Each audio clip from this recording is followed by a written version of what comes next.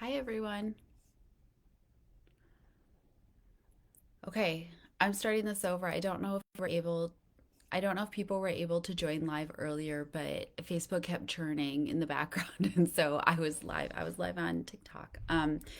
But I don't think it was live here because I don't see anything saved. So I will just start over, which is totally fine because I have the time right now. Okay, so anyway, hi, everyone. I'm so glad you're here. Um, so Today we're going to dig into the one of the most tactical ways to improve your dating experience, which is your dating app profile. But it's not just about getting more matches because obviously that's not the real goal, right? It's about attracting people who fit with you, who you are authentically. So you don't just want like more people that waste your time. It's definitely going to lead to burnout, right? You want the right people, people who are more aligned with you, who you are, what you want in life. So today we're going to cover how to write a profile that reflects who you are and what you want, how to choose photos that tell your story, not just show your face, small tweaks that filter out the wrong matches faster, and ensuring the app works for you rather than draining your energy. So, this process can be applied anytime you need to write a profile about yourself to quickly show people what they need to know about you. So, even if you're not sure you'll ever use a dating app, you still want to jot these down with the examples for the next time someone says, like, write an intro about you, whether it's like for work or social groups or networking or anything else. Um, and remember to engage if you're watching this on the replay, just to help me know what resonates with you, but also it helps you remember things better first. But first of all, like, I'm Caroline. Welcome, especially if you're new here. I'm a former White Glove matchmaker and certified NLP and life coach, and I specialize in helping daters navigate burnout. So, dating burnout is what makes people want to give up. And I'm here to make sure that if there's something you really, really want in life, you don't give up on it. You just learn how to build a permanent toolkit to manage it forever, right? Hopefully, you're not dating forever, but learning how to manage burnout and overcome discouragement is a lifelong skill.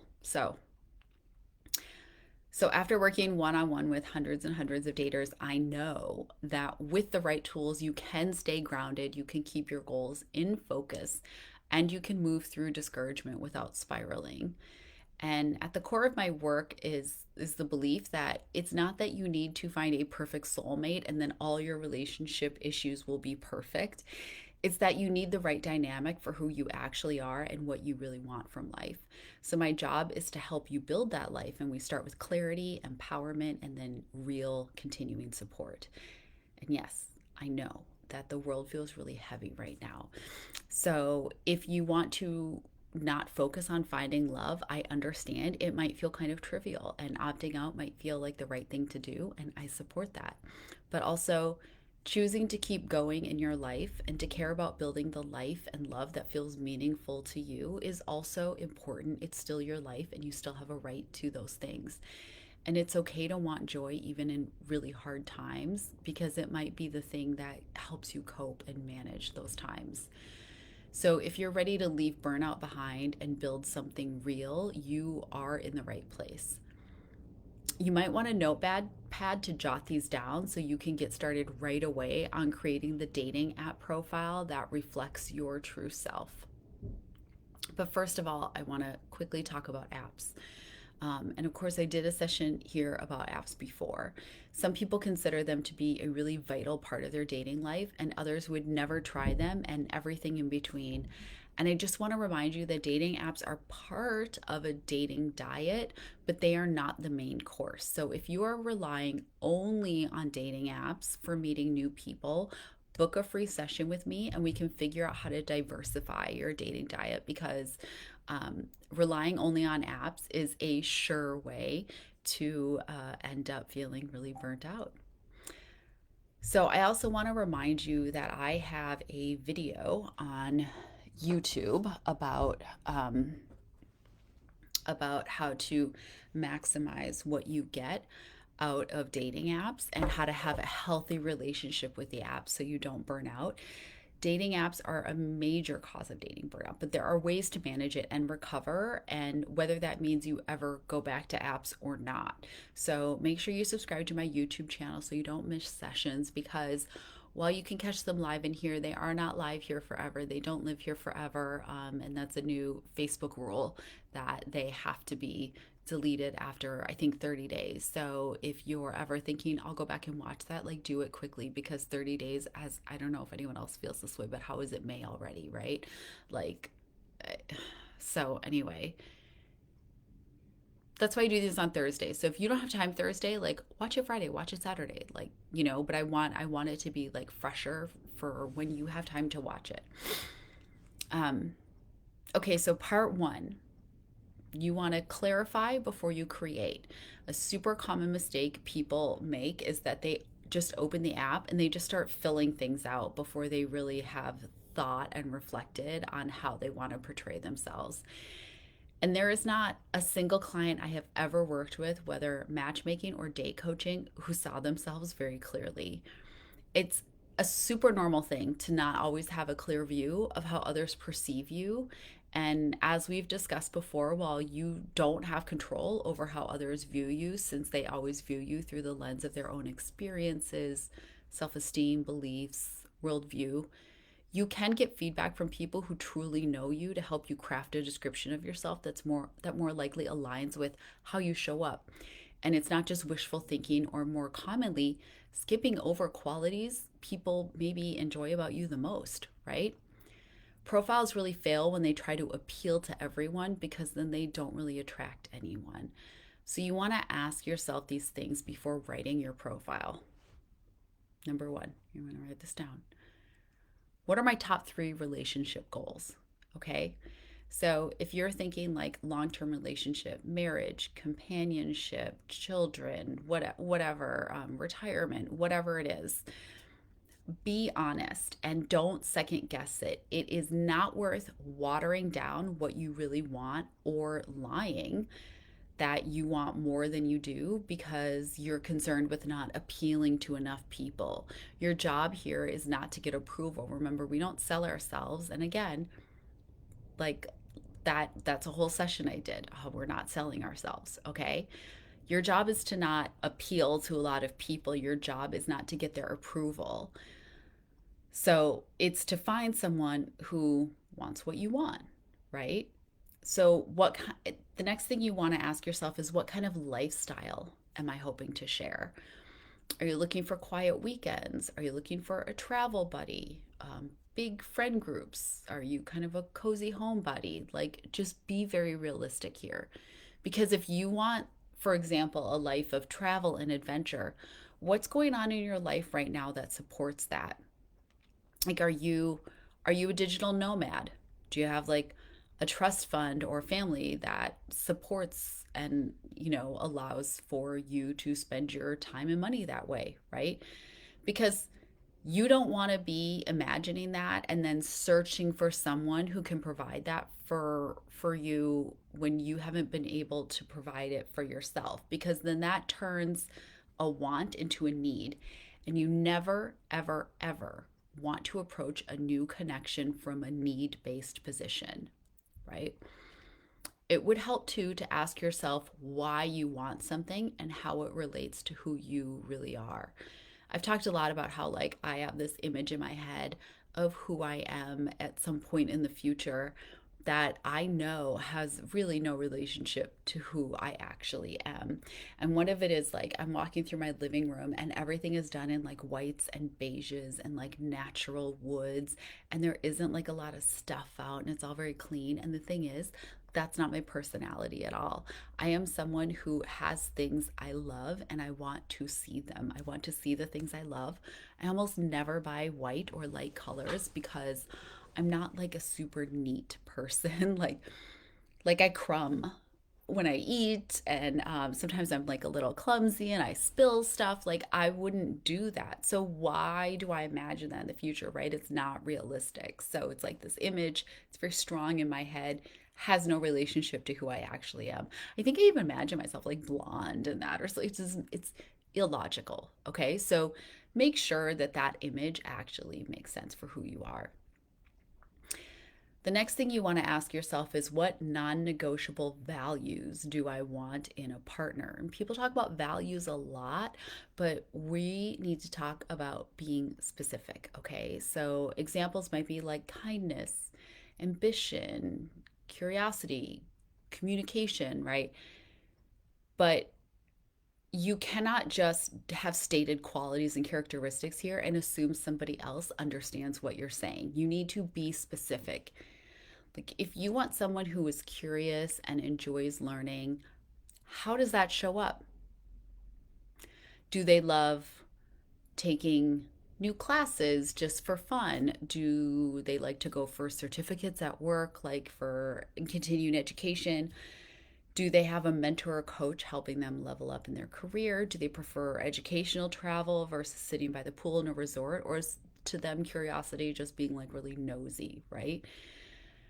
These words have different meaning for each person, and leaving it up to chance when someone describes themselves as curious that you both agree on how that actually shows up in life is a really sure way to end up disappointed and have confusion and disagreements later. So remember that your profile is a filter, not a billboard. So your job is to repel the wrong people so the right ones stand out. So number two is, you want to have profile prompts in there that really reflect you. So common mistake is just giving generic answers, right? So back to discussing specificity, because it's really the heart of this. Think about how you can express that more in a profile. So instead of just saying like, I love to laugh or I like to have fun, like these are not specific statements, right? Is that obvious?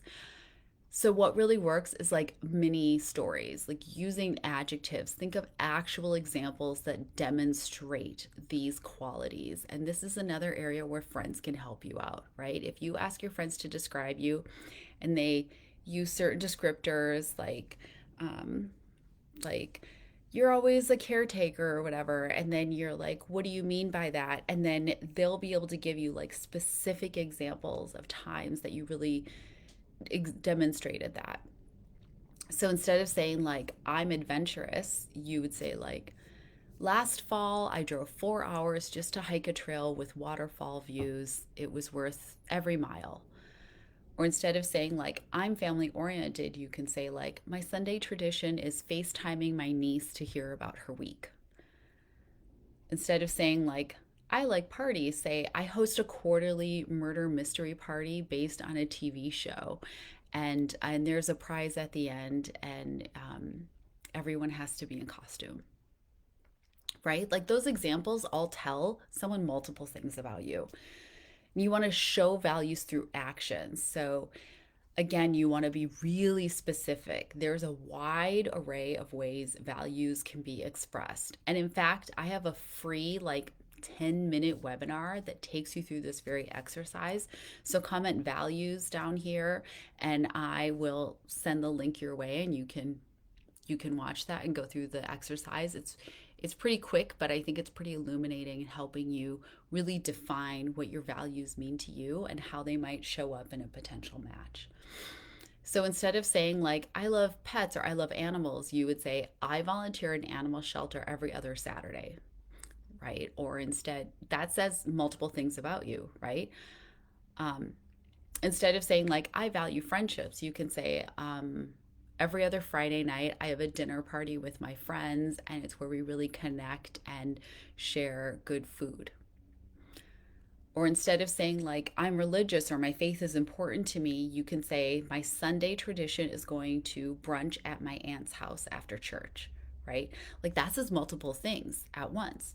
It says that your way of one of the main ways that you express your faith is that you go to church every Sunday, which isn't true of everyone who considers their faith important, right?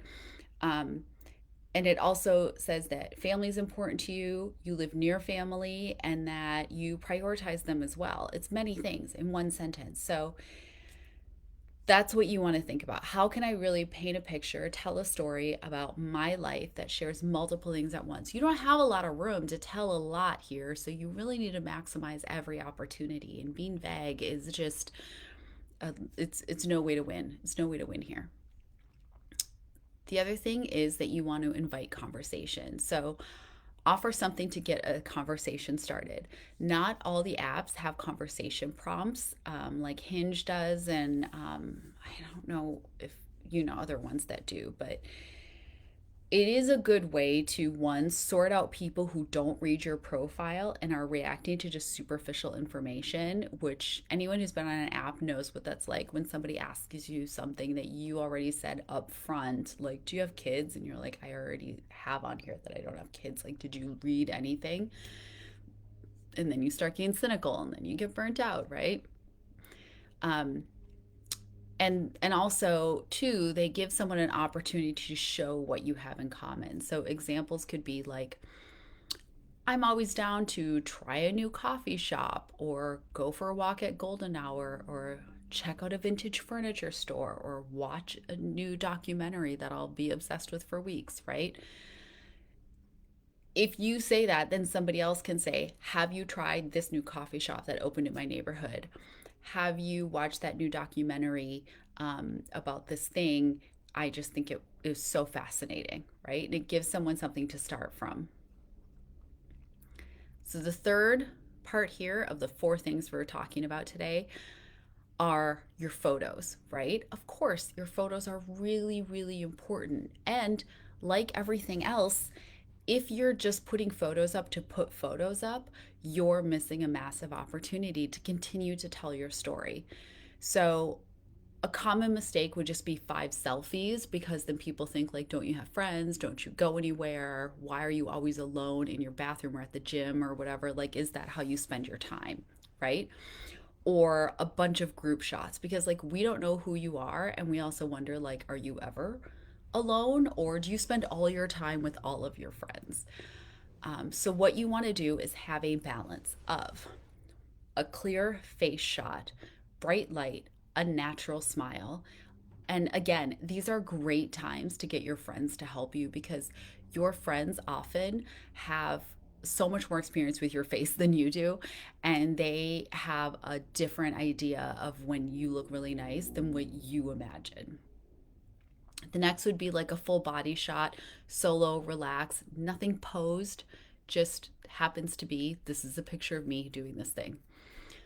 um a social or lifestyle one of you like at an event, or doing something kind of casual, or engaging in like your own hobby, right? Like something that shows that information quickly. And then the next thing would be an action shot. So it's like you're hiking, you're painting, you're playing music, you're walking your dog, whatever like really feels like you and reflects how you actually spend your life. Like if someone wanted a picture of me outside, I will always be with my dog. If I'm walking outside, my dog is there, because it would be a waste to not bring him and take him on a walk. He loves, I could take him on a walk every hour. He'd be perfectly happy. So if you're gonna ever get a picture of me out walking, I'm always with my dog. And now you know I have a dog. I walk my dog. I walk my dog a lot, right?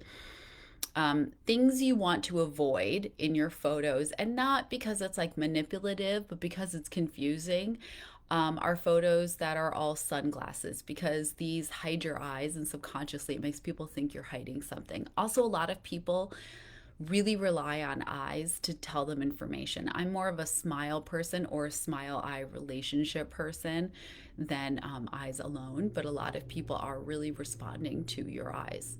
Um, Car selfies, those feel super closed off, and they don't really give any information except that like you know how to drive and like possibly own a car.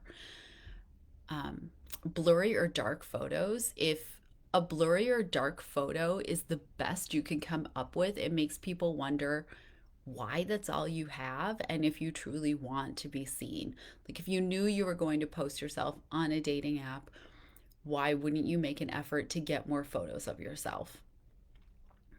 And if you again have all group photos, it makes people guess who you are. And if you're only happy surrounded by big groups of people, if you're really an excessive partier, things like that.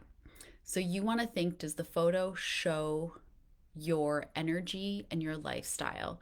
So an example would be like, if you're smiling mid hike, you're saying, I'm active and I love nature. And if it's a photo of you cooking, it can be a message of, I enjoy hosting and nourishing people. Or like my partner had a photo of him doing goat yoga, and it told me that he's willing to try new things and he's not afraid to look silly. And he's not afraid to share that he looks silly, right? He literally had a goat on his back. He looked silly, right? So here again, it is a really good place to get feedback from people. Often also your friends might have photos of you that you don't have. They might have taken a photo, you never got it, so they might have it and they go, oh, I have this great photo of you, right? People in your life, again, are more accustomed to looking at your face than you are, and they will likely have different opinions than you of what photos are the best representation of you. So it's the difference of how you actually appear versus how you think you appear. And yeah, this all requires some vulnerability, but the most solid, loving, and lasting relationships include vulnerability. So if you can ask for help and be brave about trying something based on feedback and advice, um, that shows vulnerability, right? If you have trouble doing that, you are probably not ready for a relationship and you should focus on yourself and building that up, that security and identity and confidence in who you are before you start dating. And yes, I can help you with that in coaching. We can completely work on that in coaching. So, the fourth thing you want to think about is having the right mindset and protecting your energy. So, you want to remember you're not performing for people, you're expressing yourself, right? So, don't write your profile to impress strangers, critics, exes, or family expectations. Don't write your profile to be appealing to just anyone. It is a mirror of who you're becoming and not just who you've been.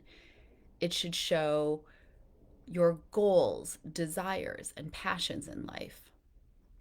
So, an important thing to do is to revisit your profile monthly. And if you watched my um, session about dating apps and how to really make them work for you, this will be super easy to do because you'll be doing this monthly. Okay. Ask yourself, does this reflect where I am now and where I'm headed? And if not, update it. And just a reminder, you're not truly living if you're not constantly learning about yourself, right? There is no end to the journey of self discovery. You are never too old to try new things or learn something new. And if you feel like you're stagnant, you should work on that before trying to date because it is no one's job to give your life meaning or draw you out to be more outgoing, maybe, or to encourage your growth. All right. That all needs to come from within. A partner can support your growth and make you want to grow more, but you have to want it first.